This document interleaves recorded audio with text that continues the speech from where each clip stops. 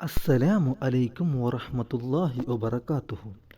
ബിസ്മില്ലാ, അൽഹംദുലില്ലാ, അസ്സലാത്തു വസ്സലാമു അലാ അഷ്റഫി റസൂലില്ലാഹ് വ അലാ ആലിഹി വസ്വഹ്ബിഹി അജ്മഈൻ. അമ്മാ ബഅദ്. ബഹുമാനവും ആദരവും നിറഞ്ഞ ഉസ്താദുമാരെ, സ്നേഹം നിറഞ്ഞ വിദ്യാർത്ഥി സുഹൃത്തുക്കളെ, സുന്ദരമായ റബിയുൽ അവ്വലിൻ്റെ വേദിയിൽ രണ്ടു വാക്ക് സംസാരിക്കാനാണ് ഞാൻ വന്നത്. അള്ളാഹു സുബ്ഹാനഹു വ തആല ഞാൻ പറയുന്നതിനെയും നിങ്ങൾ കേൾക്കുന്നതിനെയും ഒരു സ്വാലിഹായ അമലായി സ്വീകരിക്കട്ടെ. ആമീൻ.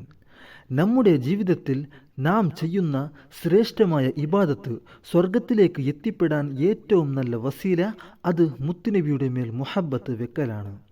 മുത്തുനബിയെ സ്നേഹിച്ചാൽ നമ്മുടെ ഇഹലോകവും രക്ഷപ്പെടും, പരലോകവും രക്ഷപ്പെടും. നമ്മൾ എത്രത്തോളം മുത്തുനബിയുടെ മേൽ സ്വല്ലല്ലാഹു അലൈഹി വസല്ലം മുഹബ്ബത്ത് വെക്കുന്നുമോ അതിനനുസരിച്ചായിരിക്കും അള്ളാഹുവിൻ്റെ ഇഷ്ടം നമുക്ക് ലഭിക്കുക.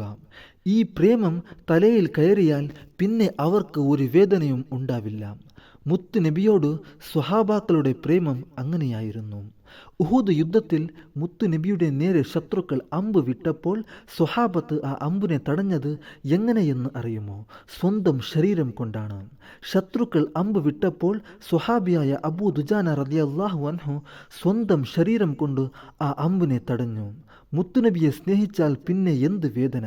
മരണത്തെ പോലും സ്വഹാബികൾക്ക് പേടി ഇല്ലായിരുന്നു. മുത്തുനബിക്ക് വേണ്ടി എത്ര വേദന വേണമെങ്കിലും സഹിക്കാൻ അവർ തയ്യാറായിരുന്നു.